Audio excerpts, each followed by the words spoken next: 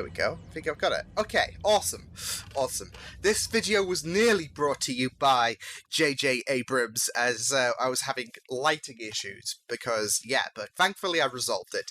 Hello everyone, Liam Catterson here as we are reacting to Buffy the Vampire Slayer. This is episode number 18, which is called Earshot. And if you guys checked out my intro to the last episode, you know that I waited a couple of weeks before doing my latest Buffy the Vampire Slayer reaction. And I did the same thing again, but this was because it was Christmas, and I said to myself that you could afford the time off from all reactions just for a week before we do delve into stuff, so yeah. And it's a good job that I did decide to take the Christmas week off, because my microphone died anyway, so, and that was a right kerfuffle. If you guys saw during the New Year, or before the New Year, because I'm recording on New Year's Eve, I thought I'd save probably the most impactful and best show that I started watching in 2019 to end the year, end on a high note. But as I was saying, if you guys followed me on Twitter and all of that jazz, then you know that I had a real kerfuffle with my microphone in terms of getting a new microphone here. But yeah, I'm using a new microphone. Hello, ASMR. No, we're not doing ASMR. I'm content doing Buffy the Vampire Slayer reactions with episode number 18, Earshot. Last episode was, that they had us in the first half, basically. They had us with the Angelus bit, with the fact that he returned, and my heart sunk so much because we got our angel back, but now we had Angelus back.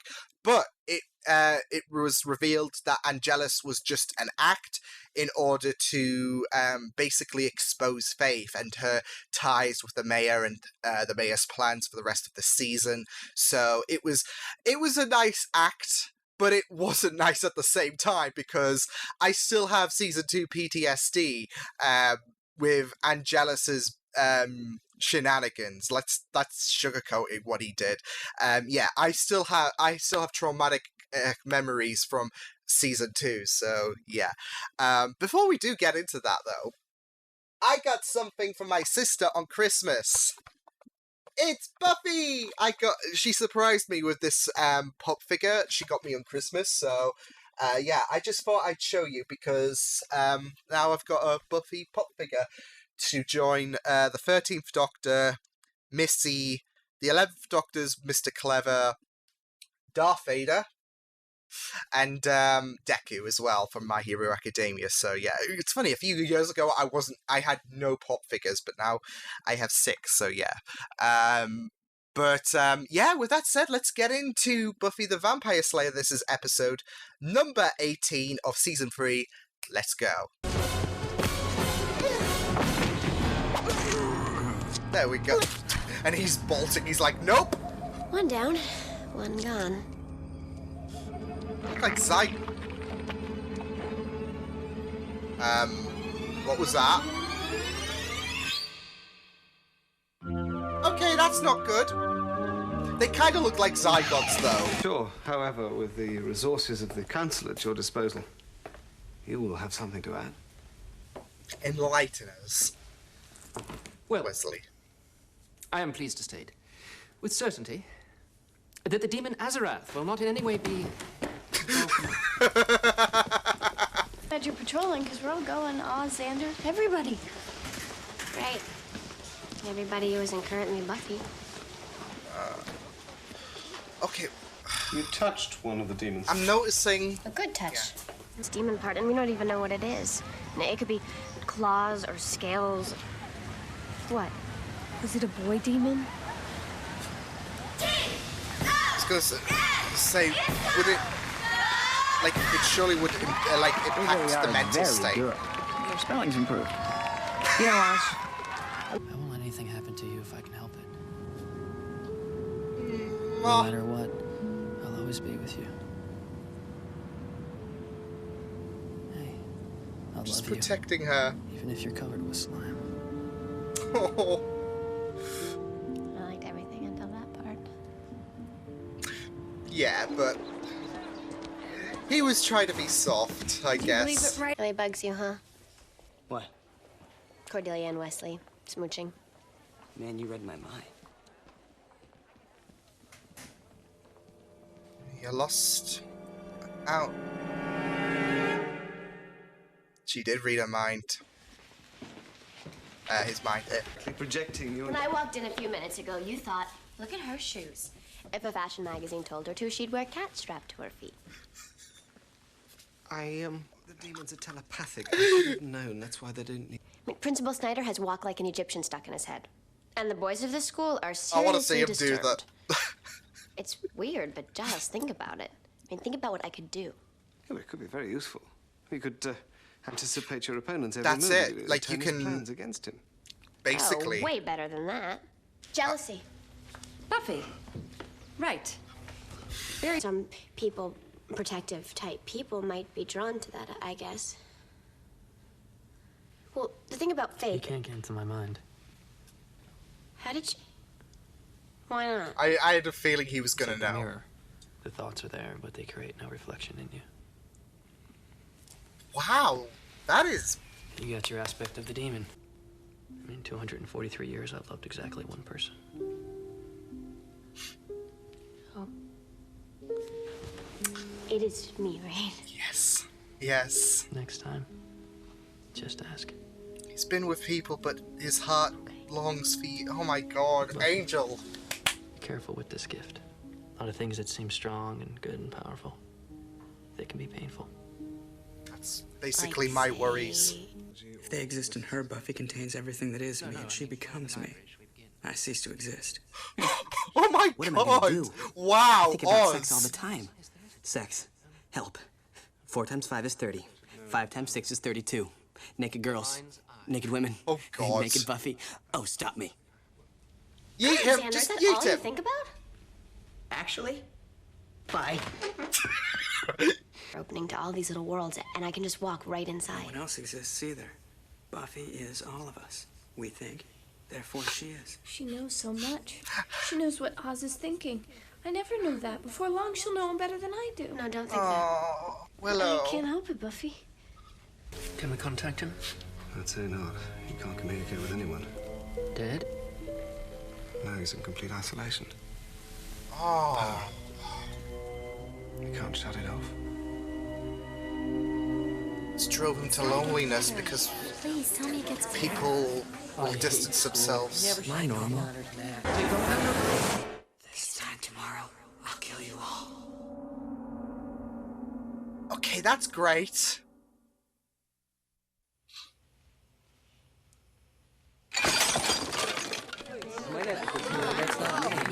Harry, make a list of everyone who's there. We have to find the killer before lunch tomorrow. We'll do it, Buffy. A list of all the students.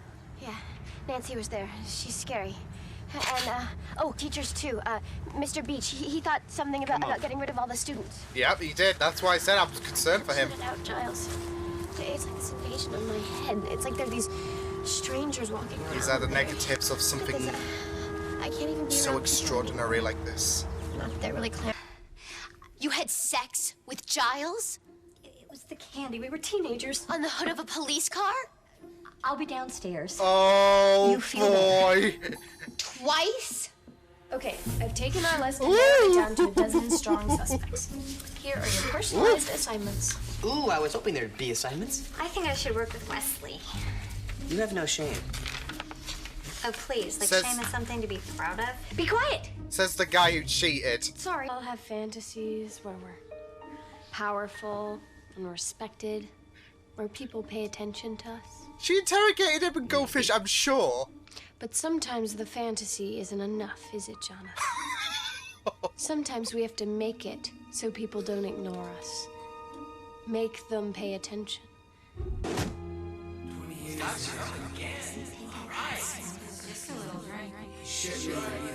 I was gonna say, is this range expanding? Like, minute by minute or whatever?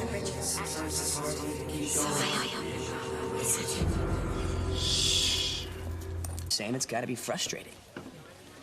Having the secret, you gotta be kind of filling up with resentment. I'm Unexpressed just rage loving all of waiting to these burst out. references, especially back to season 2. Today at lunch, What secret? Being gay? Man, I'm out. I'm so out, I've got my grandma fixing me up with guys. Oh, that's amazing. Nice.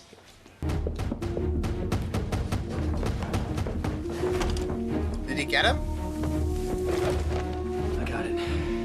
Dang.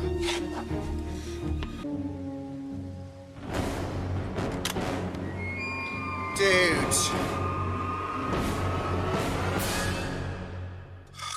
Oh my god. Jonathan! Oh, Jello. Xander, for crying out loud, there's gonna be a shooting and... Jonathan.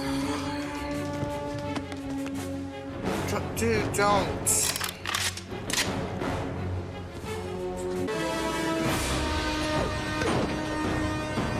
Man, this is really, really... I could have done that. Do it. You won't. You all think I'm an idiot.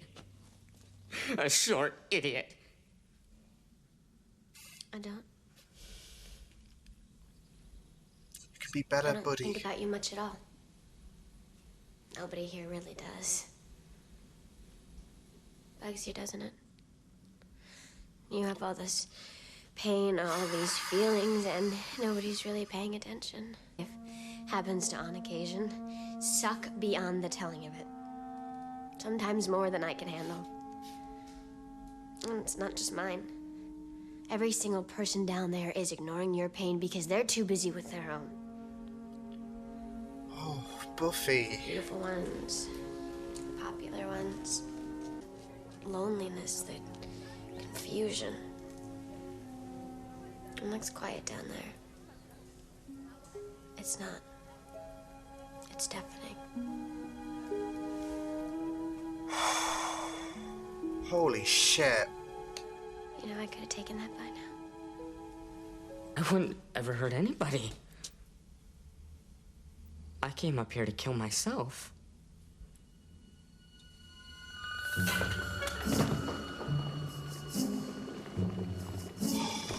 Holy shit.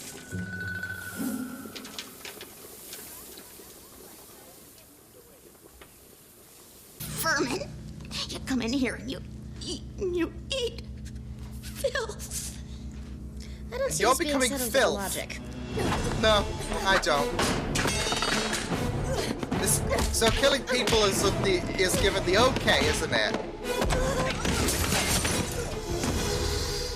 It'd probably be good for his self-esteem if you... Oh, come on. What am I, St. Buffy? He's like 3 feet tall.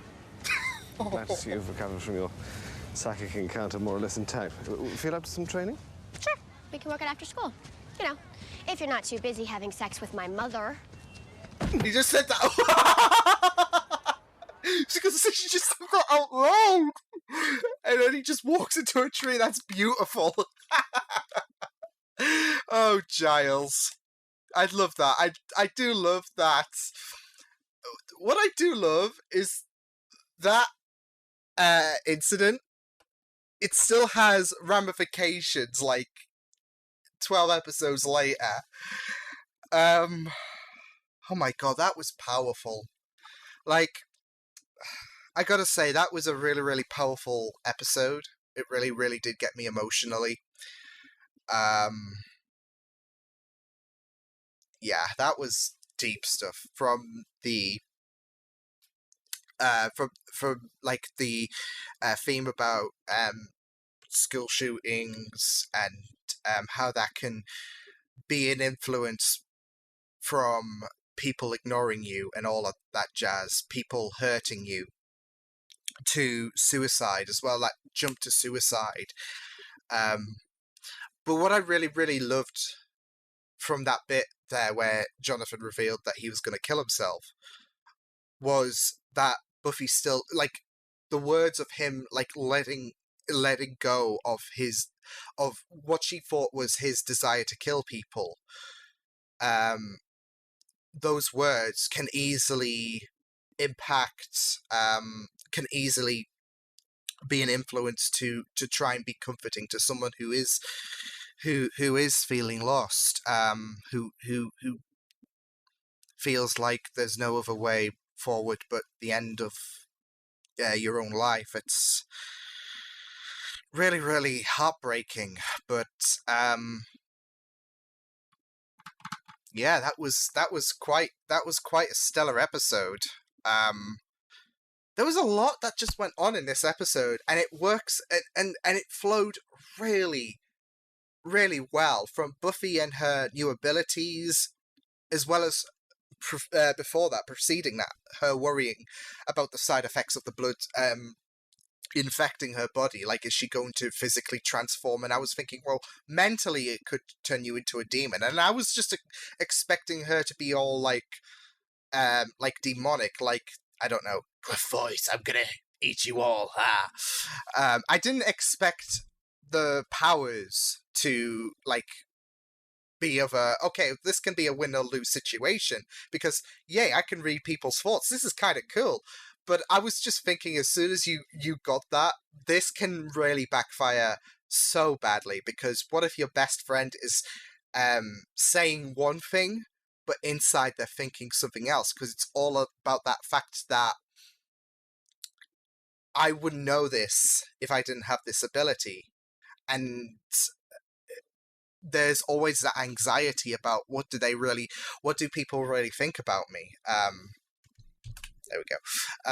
Yeah, there's always this concern about what do people really think about me, which I admit I do suffer from quite, I do suffer from that mystique and worry quite often. But yeah, that was one hell of an episode. Message was very, very powerful. I just have to commend. Gotta say, there was some nice lines of dialogue. Like, Angel had that line of dialogue when Buffy confronted him about his feelings with Faith. There were some great lines of dialogue from that to even some fun bits like Oz with his inner thoughts. Like, what if Buffy becomes us? I just love Deep Oz. I could go, like, I don't know if I'm alone in saying this, but I think we could do with like more of Oz's internal monologues. So yeah. But yeah, like, there was some really, really great speeches. Like, I was very, very captivated with Buffy confronting Jonathan. Yeah, it was just really, really amazing of an episode. So yeah, that was powerful stuff, especially towards the end. I really loved it. I thought that had one of the best scenes so far for Buffy the Vampire Slayer, with that talk. And like I said, everything just flowed so well. Like, we had a lot of elements thrown into this episode. We had Buffy feeling a lot of heartache about her being alone, having to take up her slaying privileges, and her worrying her worrying about a few things like I better move this. Worrying about a few things such as Angel, and where she stands with him, and what he did in regards to his Fox affair, I guess, to the idea of her becoming this demon. Since there was no way of determining what it would do, it has you panicking. Is it going to affect me physically, mentally?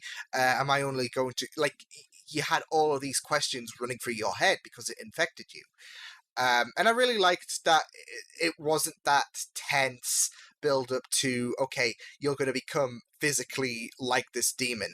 In fact, it had a nice little twist saying, oh, you know what? This isn't actually half bad.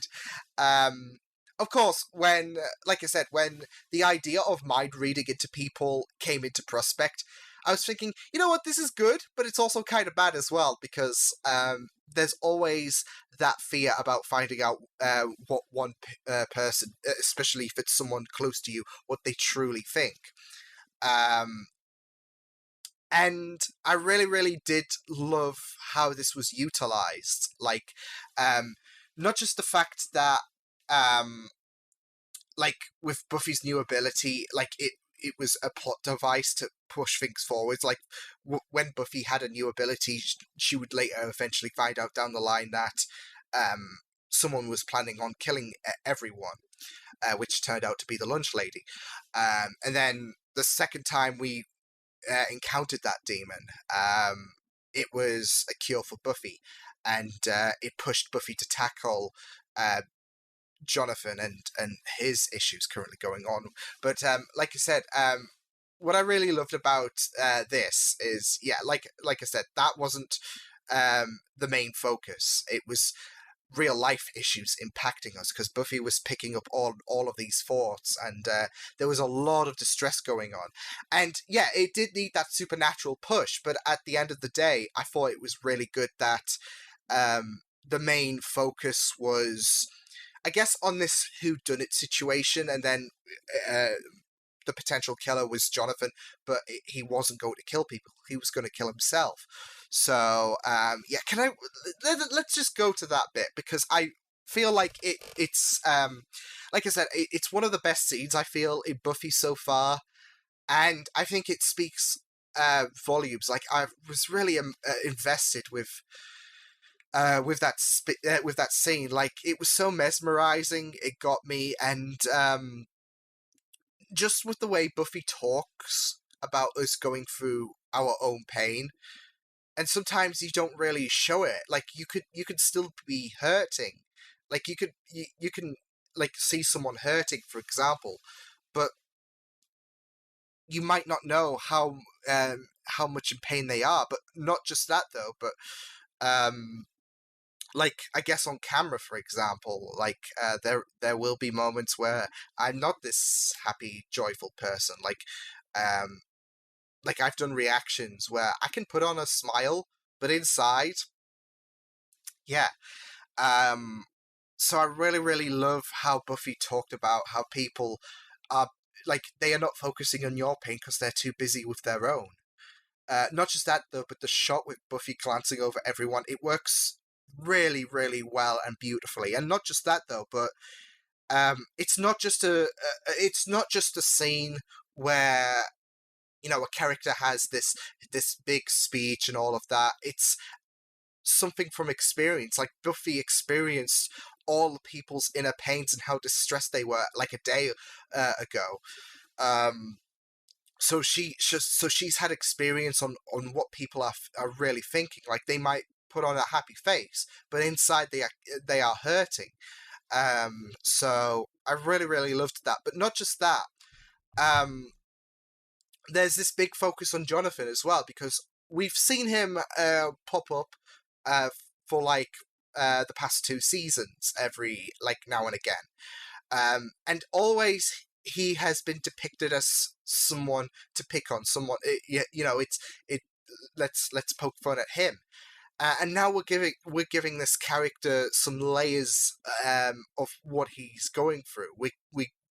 I mean, he was given life before, but he's now expanding, and I'm sure we're going to see him again, especially with Buffy comforting him and all that jazz. But I really love the fact that they did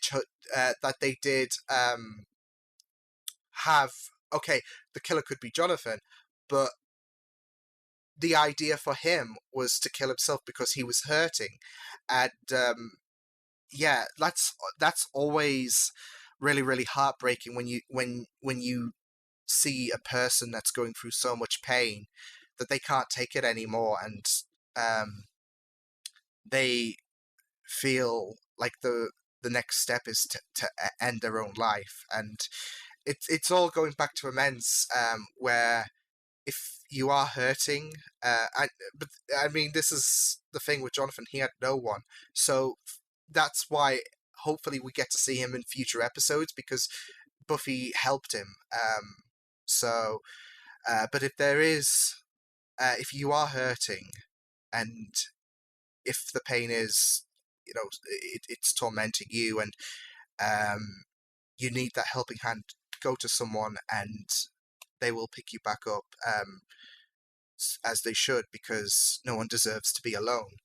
And not Jonathan, definitely. I mean, yeah, like I said, he was depicted, that's the thing, he was depicted as someone, as an easy target. And you look back at all these scenes and take this into comparison, and you really do sympathize with how much he's gone through. So, yeah, I really loved how Buffy's speech was brilliant. I just loved it. And like I said, there was a lot of bits in this episode where the writing was just so admirable. Like when Angel, for example, when he found out about Buffy and her mind reading abilities, he came out with that great reflection line. So I really loved that. Speaking of Angel, yeah, I really loved that scene where he did come to where he did come clean about his feelings to Buffy, and that he only ever loved Buffy in his 243-year stint. And it was beautiful. It was really, really beautiful. And I just loved him revealing his thoughts, because you could see in his character, you saw when he was sitting down with Buffy before, like, he did reveal, okay, I know you're reading into my mind, so, yeah.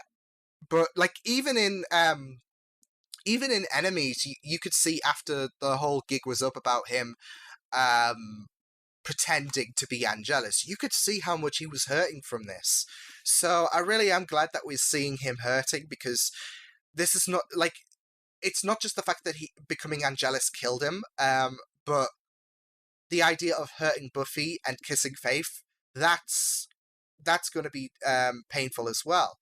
And I really love that parallel, like, they like, both those ideas did hurt Angel, and he knows, like, he surely knows how Buffy's thinking, and Buffy is thinking, like, is having all of these issues going on as well, with like, to what extent am I going to become like one of them? And what about Angel? Like, how is he truly thinking? So both of these characters are going through their own personal hells, and they come together to help each other out. So I really, really did like that touch so much. Both characters going through their own agony, but they are able to pick themselves back up. So that was really, really beautiful stuff. As well as, like, how deep the classroom stuff was. Like, it was fun for the most part to see Buffy taking the thunder from, was it Nancy? Yeah.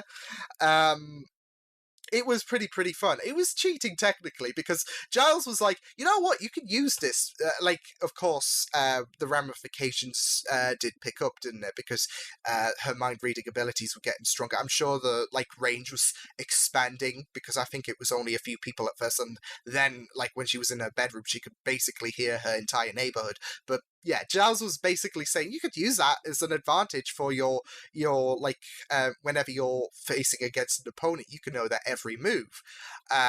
Which is, like, of course, when you're in Buffy's shoes, that's one of the advantages, but you're still reserved on the idea that knowing one's true thoughts can become damaging. And that's what I liked about that lesson, like that final line in the class, like after Buffy was pissing off people and all that jazz.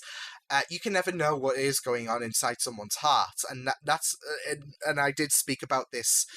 I did speak about this, like, post the reaction, like,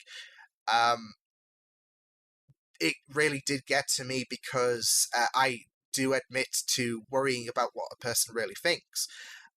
Especially with the fact that I'm autistic, and there are people who might think that I'm tolerable, and they have to put on a front, all that jazz.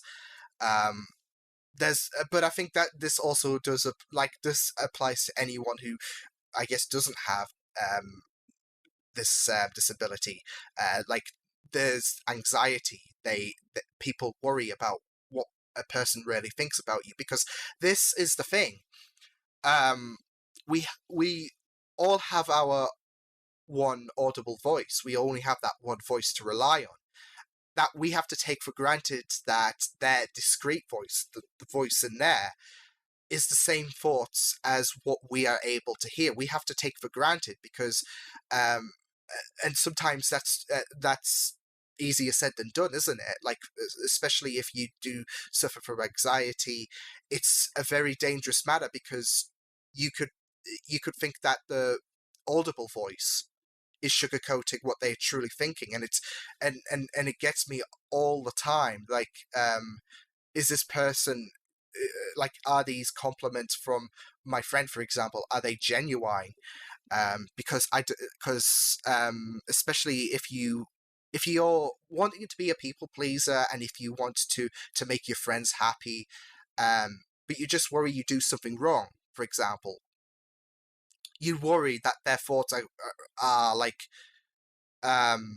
they resent you, they think little of you, and they don't they disguise that, should I say. Contrary to Cordelia, because I'll get to that in a minute, because I liked that little insight thing when Buffy was with everyone. But that's the thing.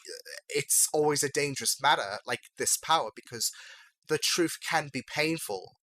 So that's why I worried with Buffy gaining this ability, because she could hear something from Willow, for example. And she could, and she takes that because, oh, I'm so accustomed. I'm best friends with Willow, and I'm accustomed to hearing her voice. And then she could say something with her inner voice, her discreet voice, and that can crush the soul. So, yeah, and you saw the distress when they were like all together. Like, Willow was worried, and Buffy didn't want her to worry. So yeah, and she was saying something completely different to what was going on inside her head. Cordelia, not so much. Like, Cordelia was just coming out with whatever was in her like head. So I really liked that touch.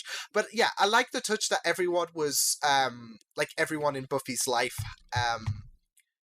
I guess in terms of Willow, Xander, all that jazz, they all had their own thing going on. Like, Xander's got that teen boy approach going on, I guess, where he's thinking about sex. Willow was quite worried with the fact that Buffy did not need her anymore, and that she was going to know more about Oz than she would. Oz, pretty deep. He was pretty deep. I loved that. I really loved, like I said, I will be in favor for an episode where Oz is just going to be pretty deep internally. So, yeah. And I just really loved Giles's inner thoughts as well. So, yeah. But yeah, like I said, I really loved the insights of a lot of characters, which I really loved what we're going for these past several episodes. We're going into the cerebral, like, mindset. Like, we're going into the mindsets of characters and their worth and their purpose, and we're really going in deep into their headspace. So I really do like that so much. But yeah, this was pretty great stuff. I really enjoyed this episode. It was pretty light-hearted, and then it shifted darker, especially when that "I'm gonna kill you all" thing, which admittedly it did conclude comedically, which I'm not sure how that kind of like fits in terms of, like, I'm not so sure how I feel about like that, because it is a bit difficult when you're tackling not just one sensitive subject but two sensitive subjects as well, because we did touch up upon school shootings, and that's a really powerful topic, especially in this day and age. And then we dealt with suicide as well, and that was pretty heartbreaking. And then it shifted to that lunch lady, and I think it was comical because of the fact that Xander joked about the idea that, oh, I knew that lunch lady was going to do us in. He got there, he got it right from that moment, but of course it was a joke, wasn't it? It's like some of my comments. Like, sometimes I jinx myself in reactions, and then something comes to fruition. I did it famously with Agents of S.H.I.E.L.D. I jinxed something for myself, and yeah, I was always like, stupid Liam, why did you jinx this?